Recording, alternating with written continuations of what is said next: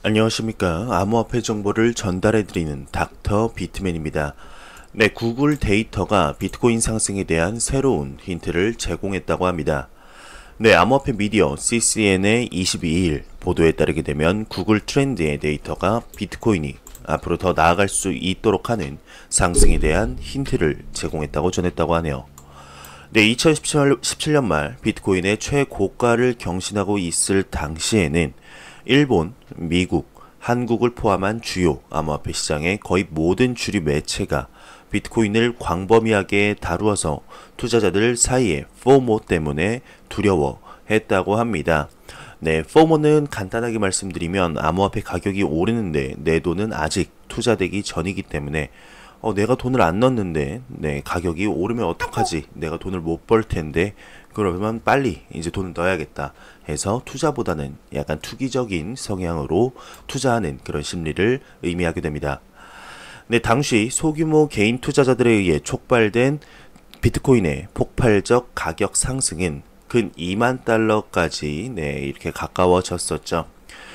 네, 하지만 최근에 암호화폐 시장의 랠리는 이 개인 투자자, 즉 쉽게 말씀드리면 이제 개미이죠. 이하 개미라고 칭하겠습니다. 네, 개미가 아닌 기관이 주도한 것으로 알려졌다고 하네요. 네, 구글 트렌드의 관심사를 토대로 비트코인에 대한 개미들의 관심은 2017년과 비교도 되지 않는다고 합니다. 네, 구글 트렌드에 따르게 되면 100점 만점 척도에서 2017년 강세장에서 비트코인에 대한 개미들의 관심도는 100점 만점에 100점을 기록했다고 하는데 2017년과 비교하여서 2019년 6월 현재 키워드의 인기는 2017년 대비 매우 도달하지 못하는 12점에 머물렀다고 합니다.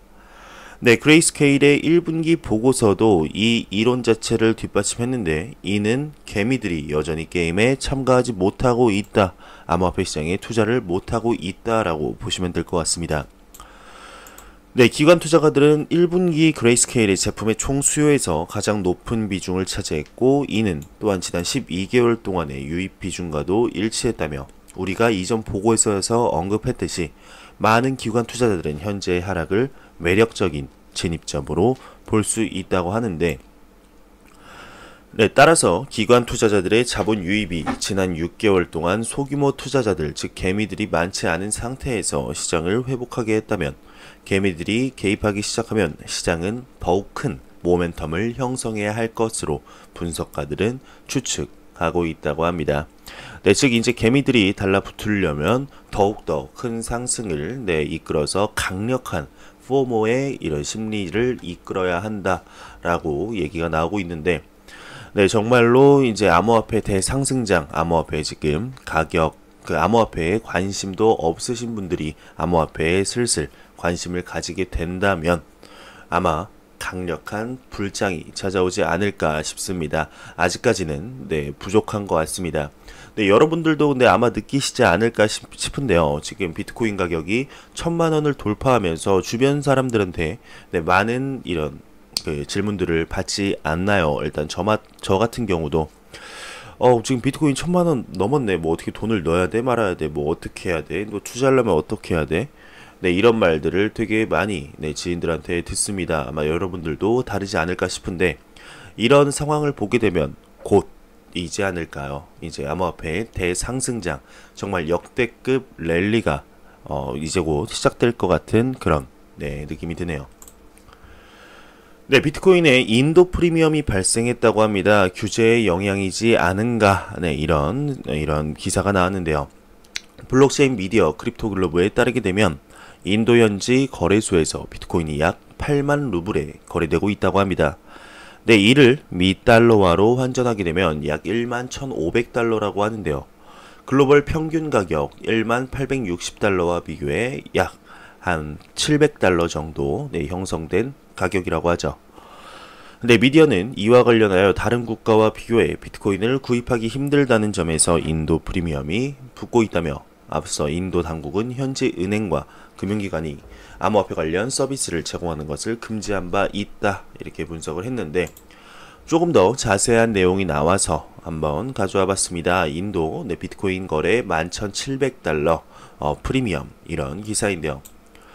네, 현재 앞선 기사와는 다르게 한 500달러 정도 프리미엄이 붙은 11,700달러에 거래되었다고 합니다. 이제 전 기사와 이번 기사가 아마 쓴 이런 시기가 조금은 다르겠죠.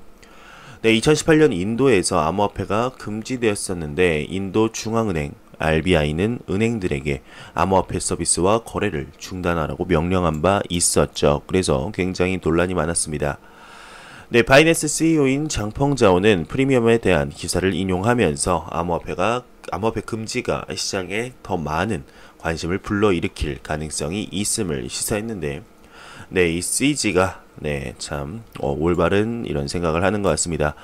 네, 인도에 대한 이런 암호화폐 전면 금지에 관한 소식, 과연 어떻게 될까요? 정말 오피셜로 딱 전면 금지를 하겠다 한 건 아니지만 지금 법안을 검토하고 있는 와중에 이제 페이스북의 리브라 프로젝트가 인도에서 처음으로 시범 사업을 보일 것이다라는 찌라시가 돌았죠. 왜 그럴지 참 희한했습니다. 페이스북 같은 경우는 암호화폐 산업이 처음인데 이런 찌라시가 도는 것이 과연 인도 정부나 아니면 인도 고위 임원들과 페이스북 간에 뭔가 뒤에서 꿍꿍이가 있는 것은 아닌가 하는 말씀을 드렸었는데, 정말 그러지 않을까요? 그렇지 않고서는 정말 상식적으로 생각을 했을 때 본인의 첫 사업, 첫 번째 새로운 시장을 개척하는데 그 시장을 전면 금지하는 곳에서 막는 것이 하는 것이 말이 안 된다고 생각을 합니다. 그런 찌라시를 도는 데는 분명히 왜 그런 이유가 있을 거라고 생각이 드네요. 네, 러시아 중앙은행 관계자가 암호화폐 이용 사기 사건 많지 않다라고 언급했습니다. 네, 블록체인 미디어 더 블록에 따르게 되면 아르템 시세프 러시아 중앙은행 정보 보안 부책임자가 현지 타스 통신과의 인터뷰에서 러시아에서 발생하는 사건 사기에서 암호화폐는 잘 사용되지 않는다고 밝혔다고 하는데요. 네, 그는 이와 관련해 암호화폐를 통해 현금화가 이뤄지는 사기 규모는 생각만큼 크지 않다며 공격자들에게 있어 현금을 직접 다루는 것이 더 편리하다. 대부분의 사기 사건이 은행카드를 통해 현금을 인출하는 방식으로 이루어지고 있다라고 설명했다고 하네요. 네, 이제 러시아 정부 쪽에서 이렇게 암호화폐에 대해서 얘기를 하면은 무슨 입장을 취하는지 이제 약간 감이 오질 않습니다. 암호화폐 이용 사기 사건 많지 않다.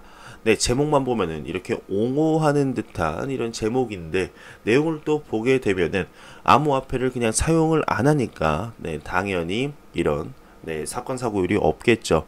무엇을 얘기를 하고 싶은 걸까요? 네, 코인베이스의 전 CTO가 암호화폐 첫 투자자들은 비트코인을 투자할 것을 추천한다고 합니다. 블록체인 미디어 체인디디에 따르게 되면 미국 암호화폐 거래소 코인베이스의 전 CTO 빌라지 스리니바산이 최근 트위터에서 비트코인과 이더리움 투자 전망이 좋고 중요한 기술적 돌파구다. 또한 혁신이 비트코인과 이더리움에 그칠 것이라고 여기지 않기 때문에 기타 디지털 자산 또한 전망 좋다. 하지만 이제 막 암호화폐 산업에 참여한 초심자들은 비트코인에만 투자할 것을 당부했다고 하네요. 근데 이와 관련해 그는 암호화폐 시장에 비트코인을 사는 것이 전통 주식시장에 있어 뱅가드 인덱스 펀드, 즉 S&P 500을 사는 것과 비슷하다고 설명했다고 하는데, 비트코인과 이더리움, 이 얘기는 아마 이 시청자분들, 제 영상을 보시는 시청자분들과 구독자분들 수준이 굉장히 높기 때문에 이 정도 얘기는 여러분들도 충분히 할 수 있지 않을까 싶습니다. 비트코인, 암호화폐 시장을 긍정적으로 보시는 분들이라면 굉장히 원론적인 이야기죠. 시가총액 1위, 시가총액 2위이기 때문에 비트코인과 이더리움 투자 전망이 당연히 좋겠죠. 그리고 중요한 기술적 돌파구일 거고 또한 혁신이 비트코인과 이더리움에 그칠 것이라고 여기지 않기 때문에 기타 디지털 자산 또한 전망 좋다. 여러분들도 할 수 있고 저도 할 수 있는 말입니다. 이런 것을 보면 정말로 암호화폐 시장에는 전문가가 따로 없다라는 것을 다시 한번 체감하는 이런 기사였습니다. 그러면 코인마켓캡에서 가격 한번 더 보고 가도록 하겠습니다. F5번 눌러서 새로 고침 해보겠습니다.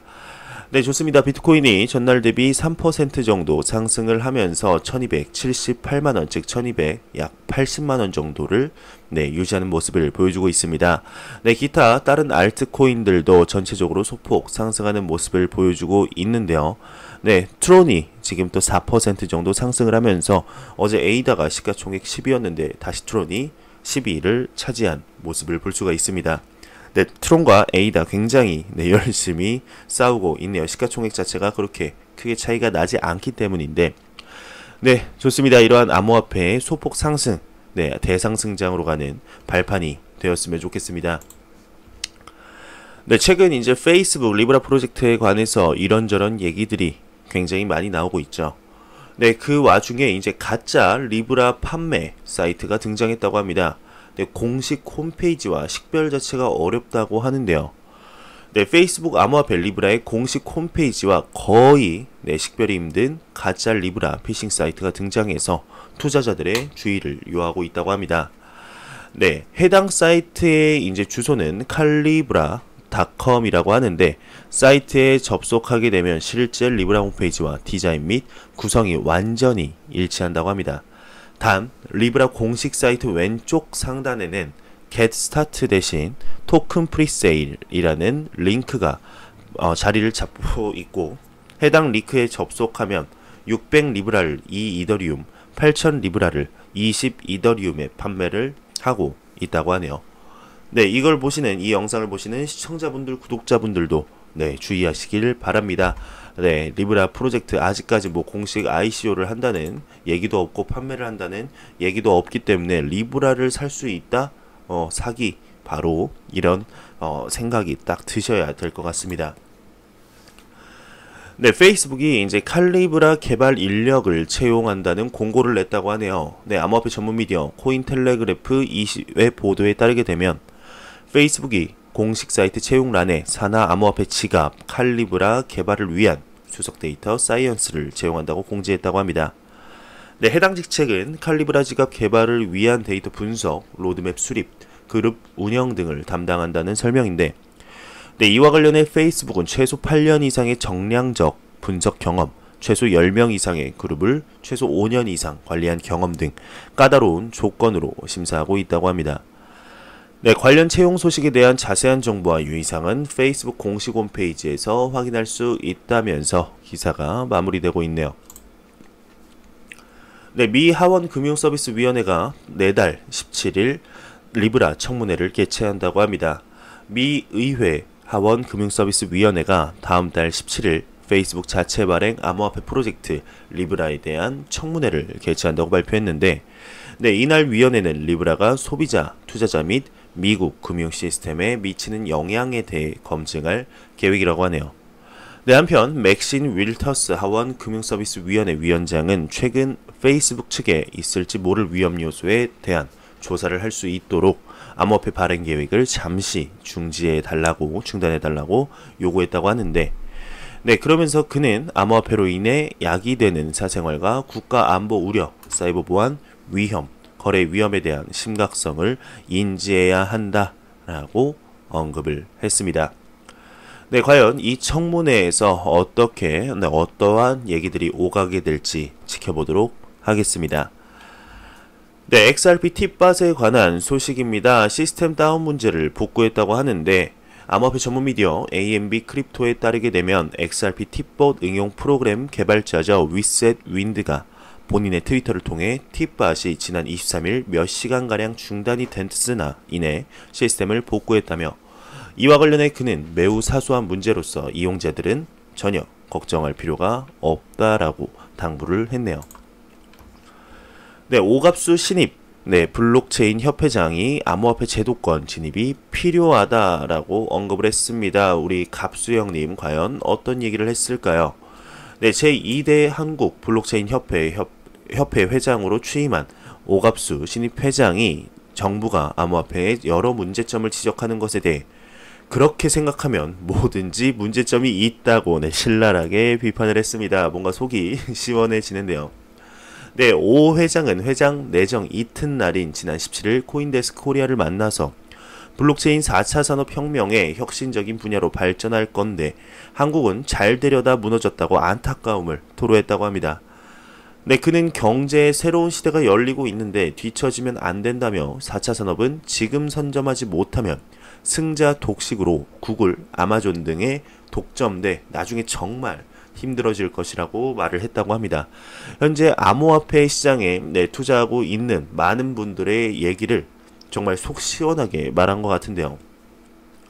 네, 오갑수형님, 이제 갑수형님이라고 하겠습니다. 이 갑수형님이 이제 블록체인 산업의 전망과 관련해 금융과 핀테크는 시작이고 유통 이커머스 제조 쪽은 전 세계 경제에 전 경제에 확산될 것이라며 특히 블록체인이 이제 유통에 상당히 유용하게 사용될 것이라고 언급을 했습니다.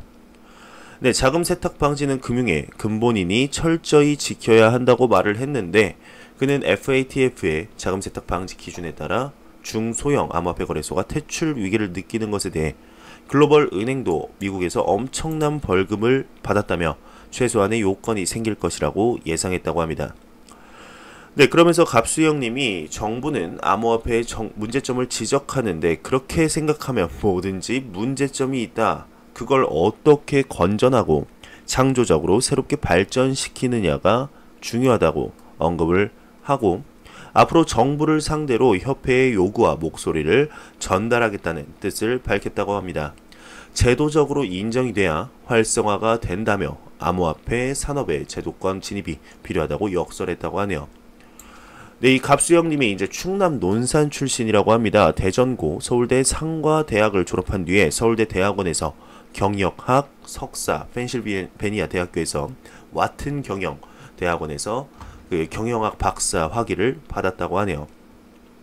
네, 그러면서 참여정부 때 금감원 부원장을 지낸 뒤 SC, 제일은행 부회장, KB 국민은행 사회 이사 등으로 활동하면서 네, 정말 금융계에 있어서는 그 누구보다 알고 있는 전문가 중에 전문가라고 보시면 될 것 같습니다. 네, 갑수형님이 또 지금까지 기본적인 금융 시스템에서 서비스에서 소외되었던 서민과 중소기업의 새로운 기회 문을 열어주어 포용금융과 포용경제의 생태계를 조성해 나가는데 기여할 것으로 예측된다며 블록체인이 금융분야에서 새로운 변화를 이끌 것이다. 이렇게 말하면서 기사가 마무리되고 있습니다. 네, 이 갑수형님 임기는 3년이라고 합니다. 네, 3년.